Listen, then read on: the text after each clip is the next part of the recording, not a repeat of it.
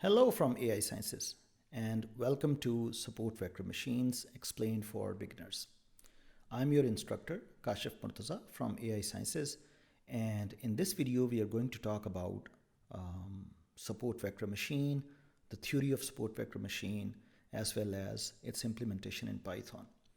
So in particular, we will start with linear discriminant, what that means, and the reason for that is support vector machine indeed is a linear discriminant.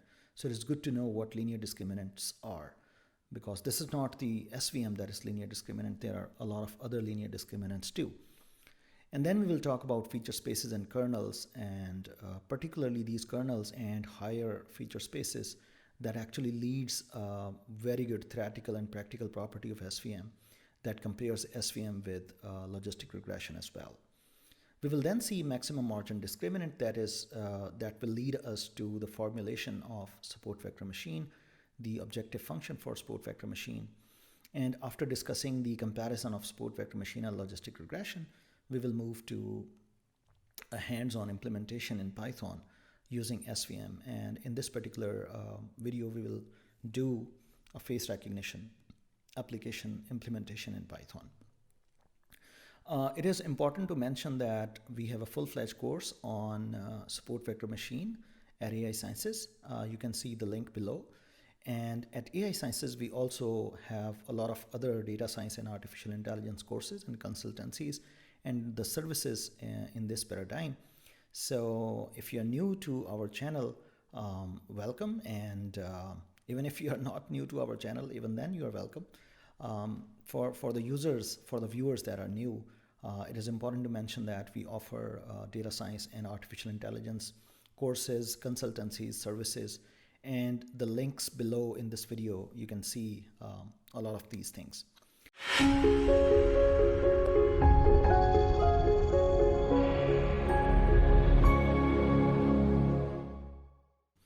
A linear discriminant can be thought of as a function that separates, in this particular case, I have taken the examples of just two classes. So think about these red points are the points that belong to class 1, and these blue points are the points that belong to class 2.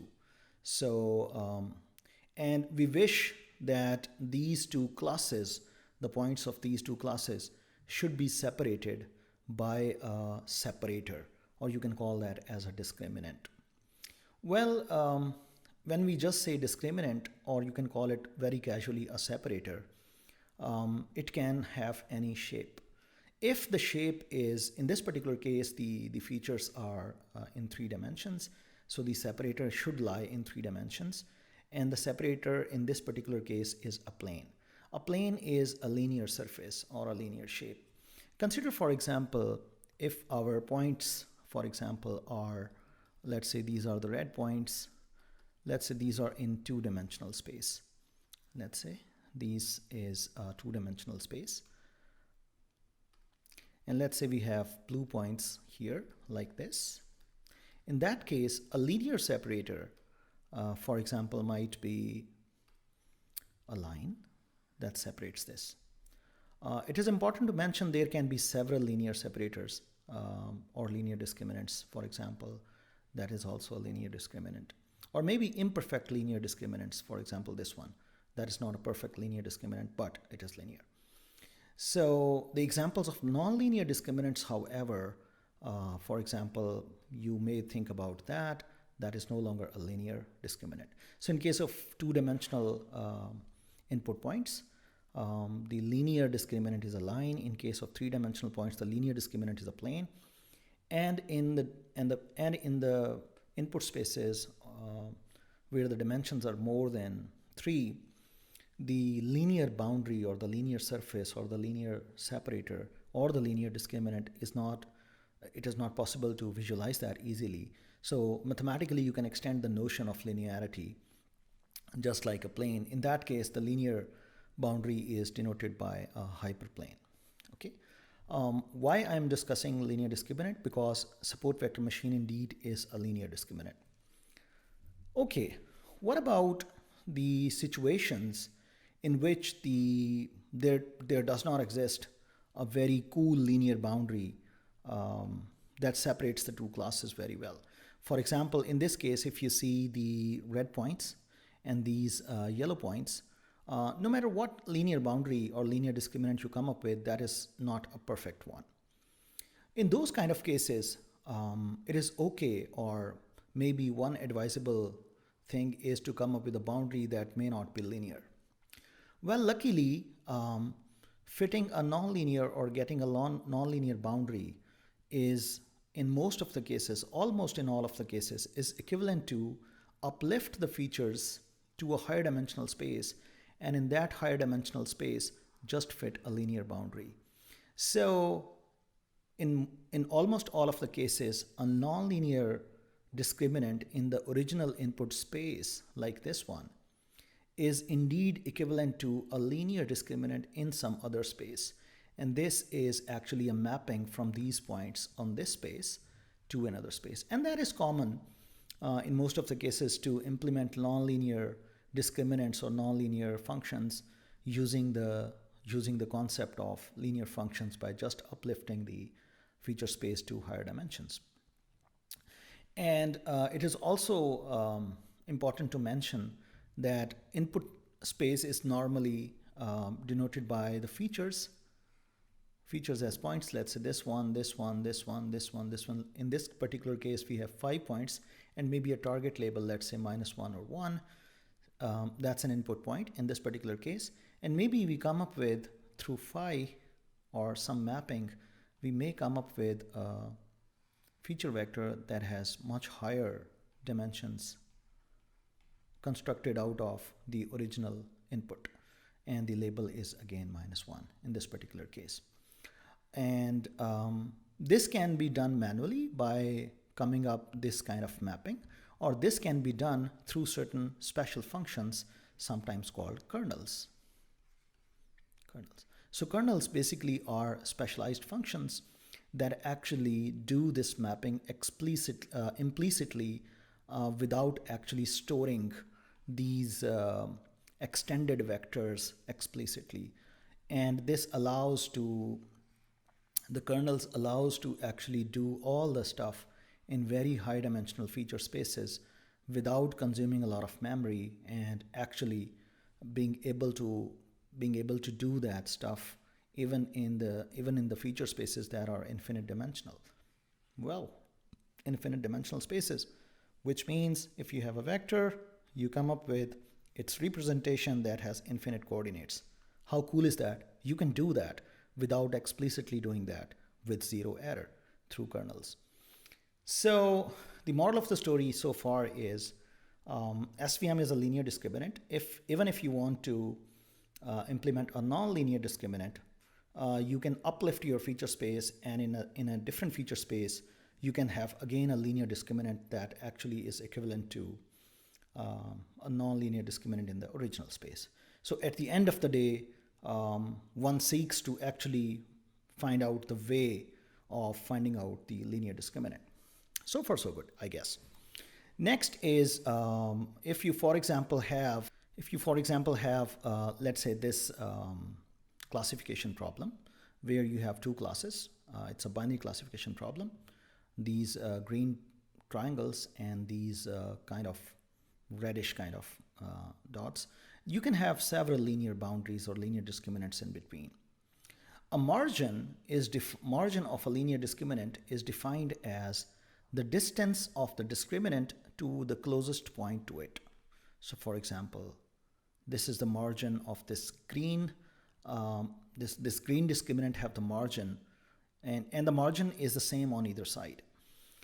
Similarly, if we want to find out the margin of this, for example, red discriminant here, the margin might be the distance of the linear discriminant with the closest point in either of the class. So that line actually indicates the margin. You can see the width of the margin here. Similarly, the width of this green is here. The goal of support vector machines, or SVM, is to find out because there can be infinitely many different linear discriminants and all may be very fine.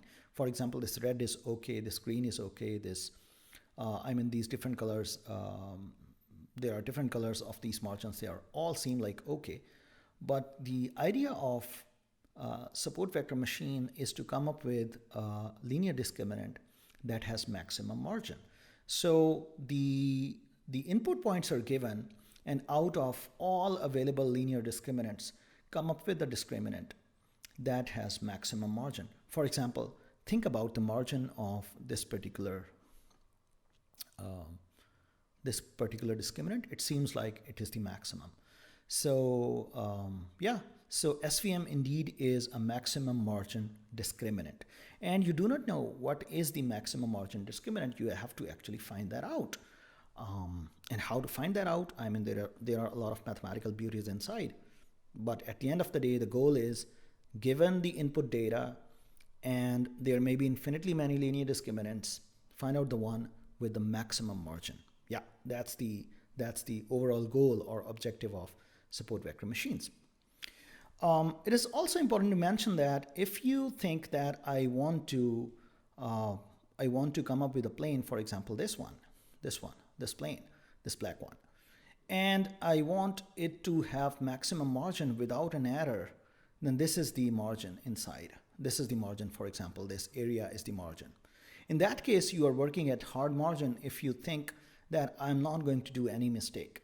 But sometimes it is very difficult to actually go through this. In cases, for example, where if you really want to lead to the margin with the closest points, you may come up with a very little margin indeed. For example, if you see this point, that's a very small margin here and very small margin here. Even in that, that's an error because margin is defined to be the closest point on the correct side of the class.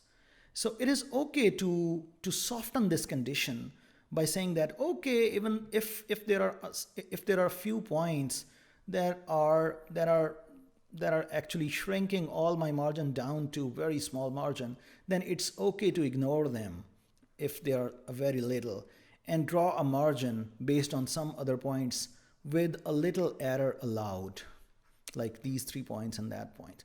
And that is called the soft margin. And this soft margin is also related to the regularization in machine learning, which reduces the overfitting.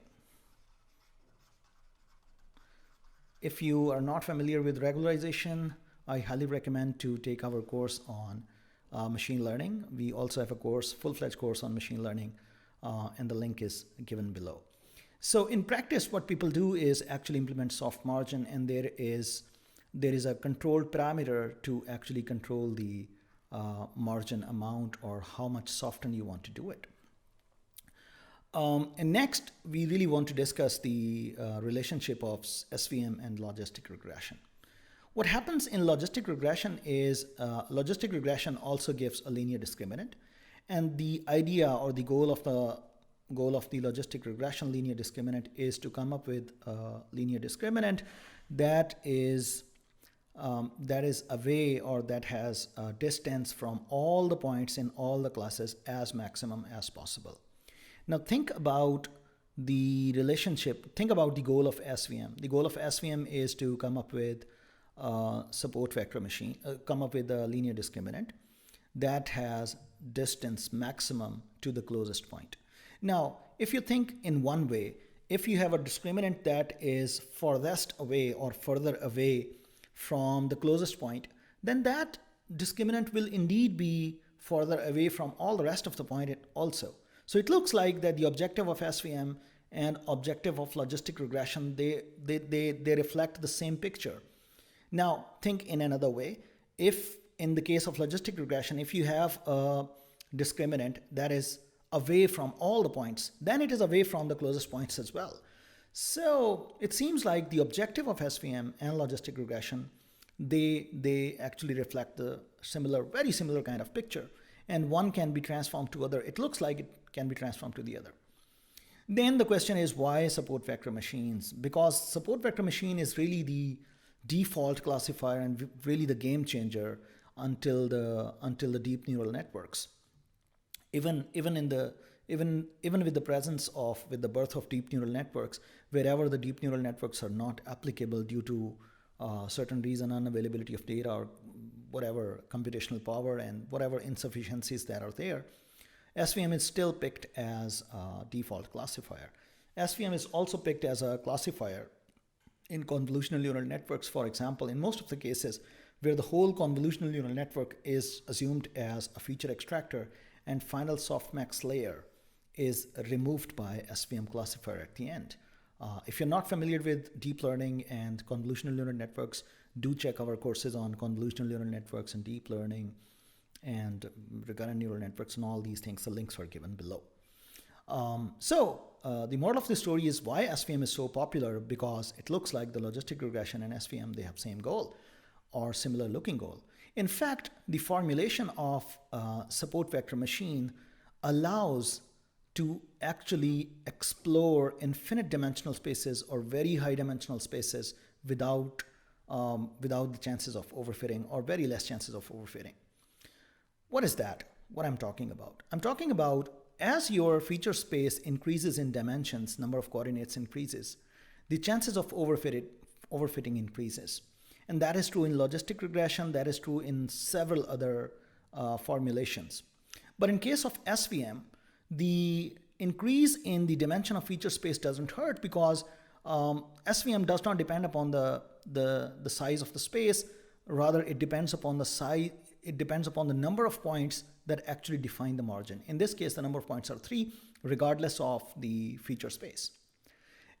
Well, that's a very beautiful thing, and that's particularly known as sparsity of the solution. The solution is sparse, and there is no direct connection of having very large dimensional space with the overfitting in case of SVM. If you are exploring infinite dimensional space, if you are writing a kernel like Gaussian kernel or RBF kernel that maps the input space to infinite dimensional space, and still you having a very few number of points that are support vectors, the points that are defining the margin, you still are not overfitting. How cool is that? I mean, this is not true for the rest of the classifiers. And that's the primary reason of the robustness and the popularity of SVM, that it has a solution that is sparse, which makes it very much special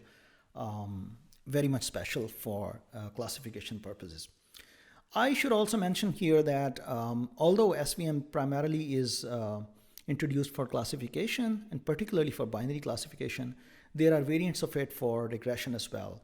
And SVM also has some heuristics to extend from binary classification to multi-class problems. So I'm stopping here about the theory and the comparisons of SVM with the rest. If you want to see more and much more details of SVM, do check our full course on SVM. Right now I'm diving into the code, a hands-on example in Python. So let's do that. Yeah, this one. So here I have imported some packages like NumPy for plotting. I have BLT and SNS for plotting. SVC, that's a classifier from SVM classifier from scikit-learn. We will also make a pipeline, and we will do a dimensionality reduction wherever possible. We will do a train test split and we will do a grid search for cross-validation, confusion matrix, and that's the dataset, face recognition dataset we will be working on. If you're not familiar with most of these terms, I will recommend to check our machine learning course that is there on AI Sciences. So let's run this. Yeah, it's loading the packages. That's the dataset. We will load the dataset here. And here we are setting that the minimum faces per person. So that's a person dataset with a lot of different persons. And the dataset contains 50 faces at least for each person. That's your setting, so we are picking that. The shape of face data is this. That's the number of features. These many data points are there. The shape of each face looks like that. These are the total number of classes. In this case, we have 12 classes from 0 to 11. You can also see the names of all these classes. For example, if you want to pick the class indexed by 4, that class is this one. Okay, so let me show you one face for you. This is a face. And let me show you several faces along with their target names with this particular code using subplots. So these are, for example, some of the faces that are there in the data set. So next what we do, we pick a dimensionality reduction model just for our pre-processing, and we set the total dimensions to be 150, and we set the whitening transform should be true. Then we build, on top of that, we build a support vector machine or support vector classifier with a kernel, RBF or Gaussian kernel, that's a parameter, and the Gaussian kernel will map the input space to infinite dimensional space. How cool is that? And then we make a pipeline model, which means first, whatever the input is, apply the PC model on that, and then apply the SVM model. So let's do that. And next, what we do, the input data is split into train, test, and validation. In this particular case, we are actually splitting it to training and testing for evaluating the performance. And here we make a grid search of the parameters, in most important parameters there in SVM. For example, one parameter is C. This C parameters actually control the softness. More C means more softness. And this gamma is a parameter of this kernel RBF, that how much widening you are allowing your kernel is. Of course, I've not explained in detail what are kernels, but these are some parameters that we need. And then this is the final model, grid model, that apply the cross-validation on train and test splits and build the model over this one. Now, this is finally the training part, and it will take a couple of minutes. So let's run this and see how the grid search work in this particular case. So it will take some time, so I will be pausing the video and we'll come back once this is done. Okay, the model returns back, and let's see what are the best values it found. It found the best value of C value as 30 and the gamma value as 5. So let's get the best model out of all these models using this best estimator, and then let's predict it on the test phases. The test phases that are not used in the training part. Again, I'm using a lot of these terms. If you're not familiar with that, I will recommend to take our machine learning course that are there on our website. Let's now see the performance of this SVM on our phase data, and whenever our prediction matches the exact value, we will color that as green. Otherwise, we will color that as red. So let's see. Yeah. So for example, a lot of errors, a lot of true ones. For example, this is erroneously labeled as Powell. This is erroneously labeled as Bush, and so on. So there are a lot of hyperparameter tunings and a lot of pre-processings that one should go through to get very good performance in this particular case. Let me also draw a confusion matrix in front of you to see what happens with what class. For example, these are the true labels, and these are the labels that the model predicted. For example, in most of the cases, this particular label is predicted as the same, although in certain cases, it was confused with Bush in 3 of the cases. In most of the cases, Colin Powell was considered as Colin Powell, but in certain cases, the errors are there. It is confused with the Sharon as well as with the Bush, and so on. And you can see if in this particular case, if the diagonal entries are very large, then the performance, that's one performance measure that is good. Okay, I went through this code file very quickly. The code file will be available to you. See the below link. But the moral of the story is SVM is a very, very powerful classifier. And in most of the cases, it is actually used just like a default classifier. So I hope you have enjoyed this video. Do like this video, subscribe our channel, and do check out our website and for many more courses and consultancies in the field of data science and artificial intelligence. Hope to see you next time.